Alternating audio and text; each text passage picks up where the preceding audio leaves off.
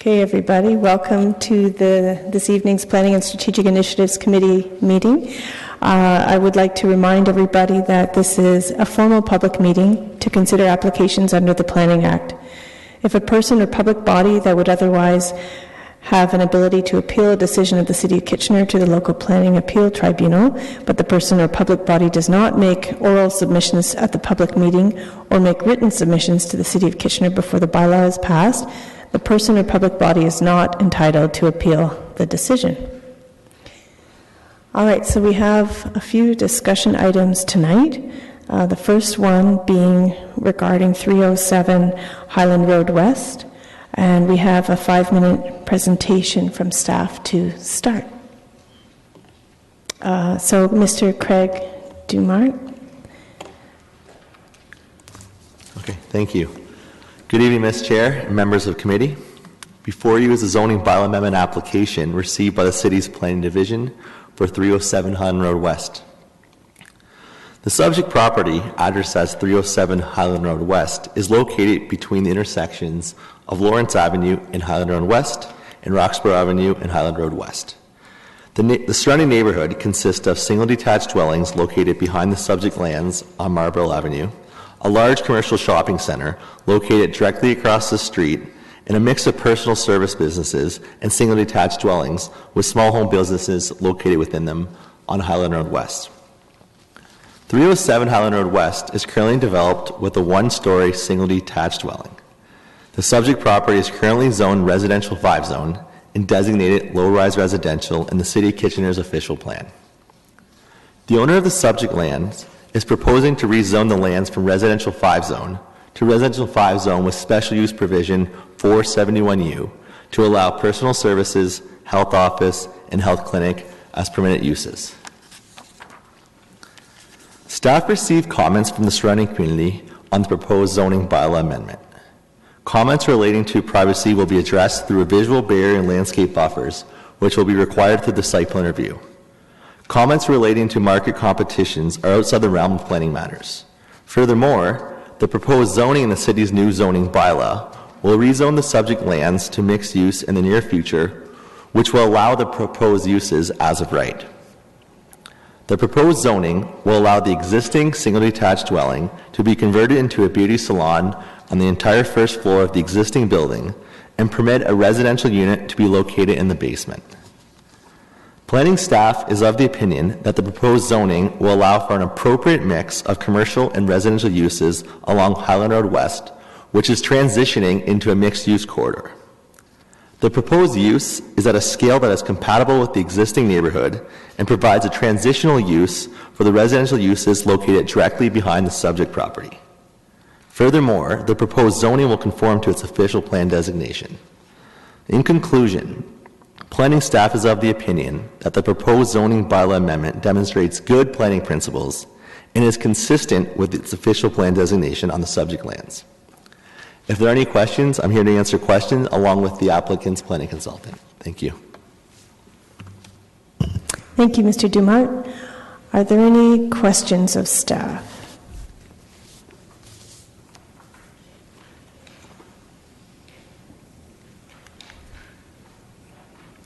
Okay. We do have a question here. Councillor Chapman.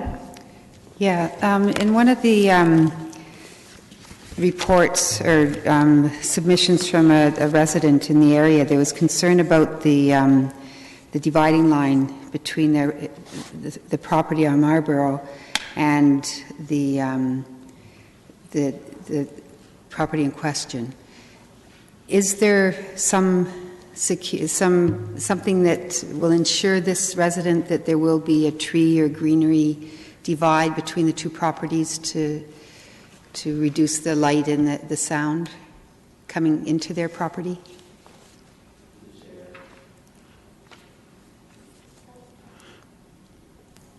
Through the chair. So through the site plan review, a visual barrier, a 1.8 meter visual barrier is required around the entire perimeter of the rear and side yards, as well as a 1.5 meter landscape buffer. And that's what you'll negotiate with the... It would be addressed to the site plan, yes. Any other questions? No, I just wanted also confirmation that the adjacent businesses and other property owners are in agreement with these zoning changes. Like they've all been consulted and are on side. Mr. Dumar, yeah, you're on. Through the chair, yes, we received comments from both adjacent properties, and staff responded accordingly to them. All right. Do we have a mover of this recommendation? Okay, Councillor Davey. All right, any comments? All right, so all in favor? Opposed? That's carried. Thank you. Thank you. All right, so the next item on the agenda, number 2, is regarding 42 Wyndham Road. Mr. Andrew Pinnell will provide a 5-minute presentation on this matter and respond to questions regarding his report. Mr. Pinnell. Through you, Ms. Chair. The subject property is located on Wyndham Road, near the intersection of Fairway Road and River Road in the Centerville-Chicopee planning community. The surrounding neighborhood was constructed between the 40s and the 70s and contains a wide range of low-density residential land uses. A pedestrian entrance to Howard Robertson Public School is located at the end of the cul-de-sac street. The subject property contains a 1.5-story residential building that was originally constructed in 1955 as a single detached dwelling. At some point in time, the building was converted to a multiple dwelling without zoning approval. The current owners advised that they purchased the property in 1990 as a 5-unit multiple dwelling, not knowing that the use was not permitted. The subject property is currently zoned residential 4 in the city's zoning bylaw. This zoning permits a variety of low-density residential uses, but not multiple dwellings. The owners have submitted a zoning bylaw amendment, which is before you, to change the zoning from R4 to residential 6 in order to legalize the existing multiple dwelling. In addition, special zoning provisions are proposed to limit the number of units on this property to 5. Through the review of the application, 4 written community responses were received, half of which were in support of the proposal. These comments, along with staff responses, are summarized within the report. I'd like to address some highlights of this proposal. The requested zoning bylaw amendment would firstly facilitate appropriate intensification through the conversion of an existing single detached dwelling into a 5-unit multiple dwelling in an area that can accommodate such growth. Secondly, the amendment would facilitate the diversification of housing in this neighborhood by providing a unique multiple residential housing choice within the existing housing stock. The building containing the proposed use is characteristic of and compatible with the existing height and scales of the surrounding neighborhood. Thirdly, the amendment would ensure that no more than 5 dwelling units are permitted on the property and no additional R6 land uses would be permitted. And lastly, the zoning bylaw amendment represents the owner's efforts to go through proper channels to legalize the long-standing existing use of the property. In conclusion, planning staff is of the opinion that the proposal conforms to provincial, regional, and city policies and represents good planning. Accordingly, staff recommends that the zoning bylaw amendment be approved. Thank you. I'm here for questions if you have any. Thank you, Mr. Pinnell. If you can leave your mic on, that'd be great. Councillor Singh. Yeah, thank you, Madam Chair. I think the presentation serves to answer some of my questions. The current property is legal non-conforming, my assumption? No, it is not legal non-conforming. It is non-conforming. Non-conforming. And that's the purpose of why the property owner is wanting to go through the zone change? Correct. The purpose is to legalize the non-conforming use so that it is conforming. Right. And from the current slide, it says limit multiple dwelling units to 5 and limit additional use. That doesn't speak to the current structure. Even if they were to demolish, now that they have an R6, they couldn't build beyond the 5 units back again, correct? That's correct. Okay, thank you. Okay, thank you. Councillor Schneider. Thank you, Chair Marsh. Do we know how many of the units are currently rented? It's my understanding that all of them are rented. Okay. And as the council in the ward, I've not received any complaints about noise or parking or traffic. So as I understand from this, it's all they're applying for is to have it used the way it's currently being used to make everything nice and tight and legal. Exactly. The application represents legalization of what's already there. Okay, because it's right in the middle of 2 multi-unit dwellings. There is a multiple residential development immediately to the south, and I believe there is a single detached dwelling immediately to the north. And there's a regional multiple dwelling unit on that street as well. There is. It fits in very well. Thank you. Okay, thank you. Councillor Davey. Thank you. Can I ask what spurred the zone change? Was it identified by staff, or did the applicants come forward on their own? I believe it was it directed to us through fire services. There was some sort of an inspection done by our fire services, and at that time it was determined that the units were not legal from a land use and planning perspective. Okay, thank you.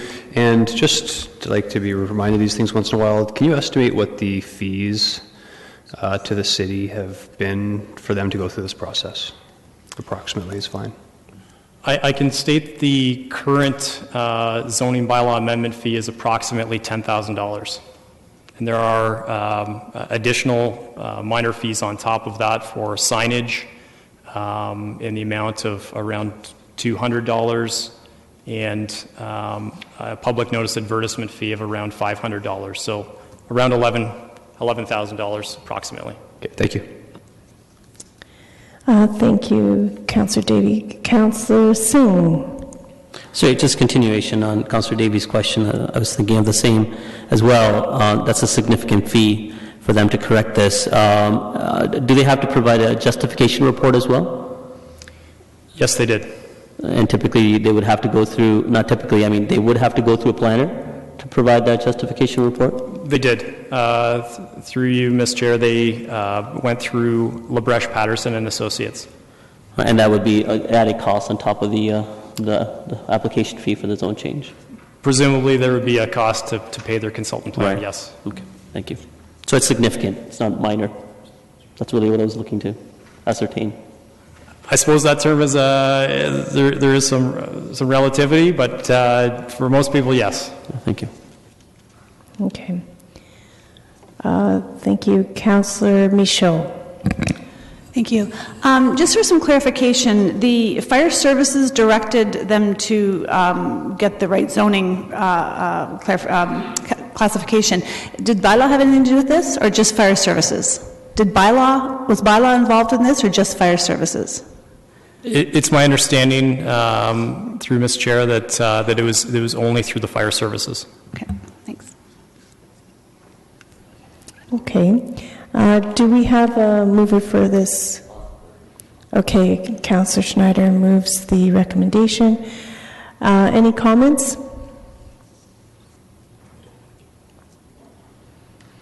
I take it from some of the questioning, the line of questioning, that some of the costs involved in this particular item seem excessive, and so let it be noted that perhaps while we're reviewing our developmental services, that this should be something that we look into and see if there's any opportunity to decrease the costs if indeed there's an opportunity to do so. It is moved by Councillor Schneider. All in favor? Opposed? That carries.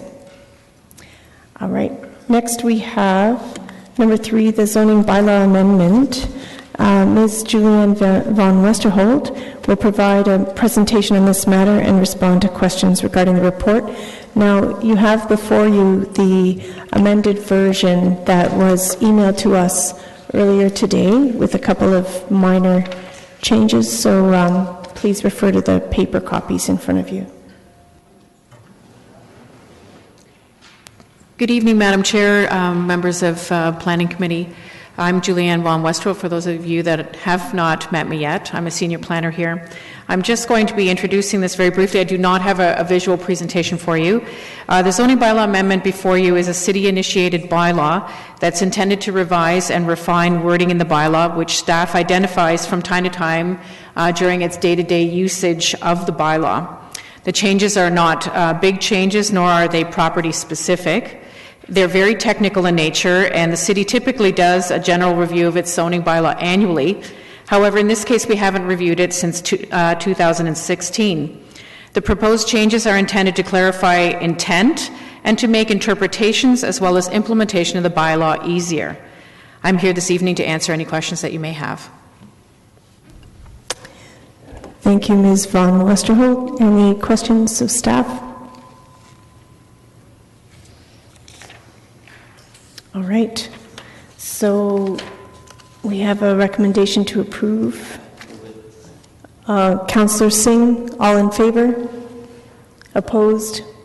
That's carried. And that concludes our first of this term Planning and Strategic Initiatives Committee meeting. Thank you, everybody.